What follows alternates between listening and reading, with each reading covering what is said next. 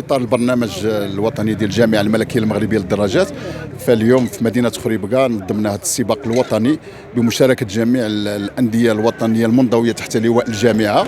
والحمد لله هذا السباق داز ناجح بجميع المقاييس. كنشوفوا جميع انحاء المغرب، جميع الانديه كلها جات من فاس، من مكناس، من طنجه، من تطوان، من وزان، من جميع انحاء المغرب باش يجوا لمدينه خريبكا المدينه الرياضيه.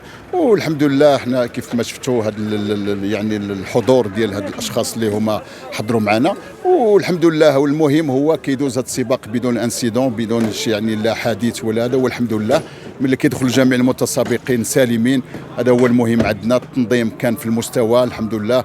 بهذه المناسبه كنشكر السيد العامل على دائما اللي تيوقف معنا في هذه التظاهرات الرياضيه وخاصه في الدراجات.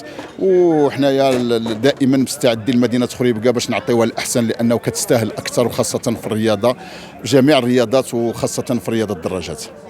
شحال ديال الفرق المشاركه؟ جميع الانديه، يعني جميع الانديه تقريبا 95 متسابق و32 نادي اللي كينتميو كلهم للانديه، واللي كلهم كيمثلوا 10 العصاب ديال المغرب. من بينهم الفريق الوطني المغربي اللي هو حاضر جميع العناصر ديال الفريق الوطني المغربي الكبار واقل من 23 سنه، وكذلك ابن النادي ديال نادي دراجات خريبكا اللي هو فاز بالمرتبه الثانيه، اللي هو احد ركائز وبطل في اللي ادى عده ميداليات، ومؤخرا فاز بالميداليه الفضيه في الشارقه في الامارات العربيه المتحده في الدرجه الجبليه. بطل افريقي، بطل عربي، بطل كبير اللي كينتمي لنادي دراجات خريبكا، واليوم هو اللي فاز بالمرتبه الثانيه. وغدا سيشارك ان شاء الله في الدراجه الجبليه في مدينه سوق السبت. اذا مدينه خريبكا والنادي ديال الدراجات كذلك دائما حاضر في البوديوم.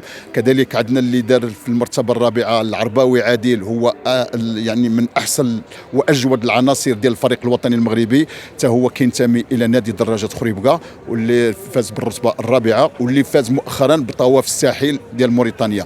اذا مدينه خريبكا كينتمي لها اكبر عدد ديال الابطال، وخاصه جهه ديال بني ملا الخنيفره.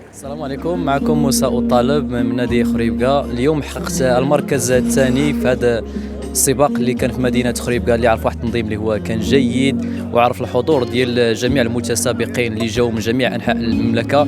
الحمد لله قدرت نبرز الحضور ديالي ضمن هاد المتسابقين اللي شاركوا في المنتخب الوطني خارج ارض الوطن اللي حققوا نتائج مشرفه. اليوم قدرت نحقق المركز الثاني، وتنشكروا كاع الناس اللي صاروا على التنظيم هذا وكاع اللي قاموا بهذا السباق هذا، وشكرا لهم بزاف. ونتمنوا ان شاء الله نحققوا شي رتبه جيده في قادم الفرص ان شاء الله.